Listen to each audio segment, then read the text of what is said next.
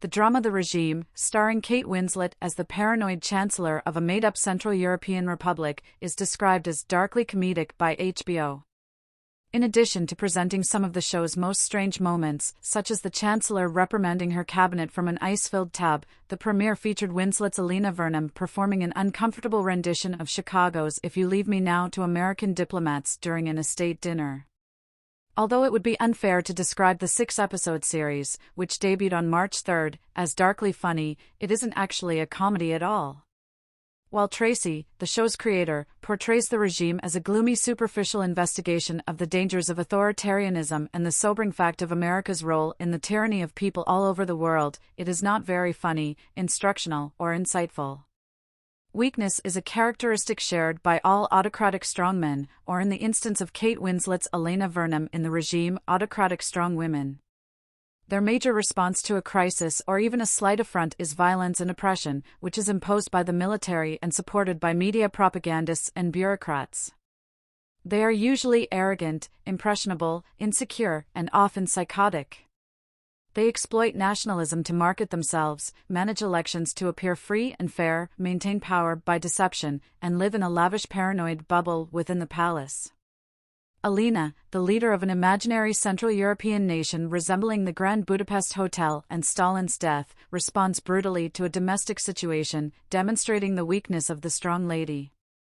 Elena's initial thought is to hire Corporal Herbert Zubak, one of the murdering soldiers, to follow her around. Because the economy is in freefall and the army's shooting down of 12 demonstrators at a cobalt mine has hurt the country's already poor human rights reputation, even if Zubak wasn't profoundly drugged at their first encounter, his tasks would be unknown to him. But Elena's gesture says more than anything else. She informs Zubak that the demonstrators were behaving like animals, and the military just replied. In just one episode, Elena and Zubak's relationship changes dramatically, signaling that Elena's grip on her tin pot kingdom is slipping, and Zubak is clever in recognizing when and how to capitalize on it. Will Tracy, the author of this vicious, weird, and politically aware humor, was previously the editor-in-chief of The Onion. He wrote about Succession and co-authored The Menu, a comedy about a 3-star kitchen that acts as its own cruel dictatorial dictatorship, with Seth Rice, another Onion graduate. Tracy is an Armando Iannucci school comedy writer who specializes in the absurdities of the super-rich, whose overwhelming venality and incompetence can be both amusing and damaging. The Regime is a global-scale historical parody. Elena's castle is permeated with paranoia, evocative of Dr. Strangelove, especially on Victory Day, when she defeated the previous neo-Marxist chancellor in an election that may or may not have been fair. Given America's interest in Central and South America's cobalt resources, it appears that the traditional CIA-orchestrated capitalist-friendly right-wing overthrows. Elena resembles General Jack D. Ripper, played by Sterling Hayden in Strangelove. Instead of being concerned about communists ruining our delicate biological fluids by fluoridating the water, Elena believes that spores have contaminated the palace. A chancellor practically wrecking her own palace is a fitting image for a failing monarchy, but we're not sure if the spore obsession began with her. Others, particularly Susan, Elena's finance minister, and her doctor, who happens to be tethered to Susan's hip, exploit Elena's shortcomings. Even Elena can sense the vultures gathering as she hosts an official luncheon with the CEO of an American energy company as the most important participant. The mine's destruction has given the CEO an opportunity to acquire a majority stake in Susan's cobalt company, which she has been advocating for. Americans are perfectly capable of turning a blind eye to violations of human rights in the economic world. However, in terms of cold hard discussions, this gives them more negotiating power. The episode's hilarious main point is the reaction, which is just as funny and character-revealing as Kendall Roy's well-known L to the OG WAP homage to his father on Succession. Instead of a DJ Squiggle original, Elena's song is a lounge interpretation of Chicago's If You Leave Me Now, emphasizing Winslet's distinct accent and vocal range that differ significantly from Peter Cetera's. She sings to the crowd, "If you leave me now, you'll take away my heart. I will be heartbroken." Like the Kendall WAP, it's one of those rare situations when someone is too stubborn to be persuaded to change their mind. It's also another sign that her conceit is taking precedence over her better judgment.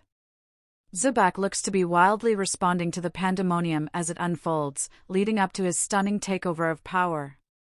He is informed that his responsibilities include following Elena about, measuring humidity with a hydrometer, and keeping other people from touching her. Elena, on the other hand, discreetly pulls him aside and slaps him in the face for making her look silly in front of the foreign visitors during the reception. She tells him, "Next time, turn the gun on yourself," referring to the disaster. His exile from her orbit turns out to be transitory. When he beats a large invader to within an inch of his life in her bedroom, Elena wishes Zubak was by her side. She, and probably we, are astonished to find that Zubak has been watching. He's now in a position to tell her the truth about her spore disease and the discussions around the cobalt mines. He said to her, "You told me to crush them and anyone who makes you weak, and now they're making fun of us because you dance at the circus with foreign currency like a sick bear." All of this is like music to Elena's ears, increasing her resolve to deal with the Americans and giving her the courage to throw Susan and her doctor out of the palace for their nefarious plans. It may also promote this deranged, lethal soldier to the position of supreme authority in the country. The powerful lady remains feeble while Andrea Riseborough plays Elena's chief minister, who departs to mock the regular people who are rebuilding and re-renovating the palace. We will have to wait and see how much of an impact she has. "Don't go soiling this, I've cared for it my entire life," she says as she leads Zubak into his chamber. Even though Elena has blind patches, she is aware enough of her surroundings to chuckle at Susan's assumption that the people want progress. "You can hear them grunting from your country house," she exclaims. Ghulam, Elena's beleaguered husband, has a hilarious past. He is initially seen referring to the mine massacre as a bit spicy. Later, he discreetly informs guests at the reception about meeting her in Paris and eventually leaving his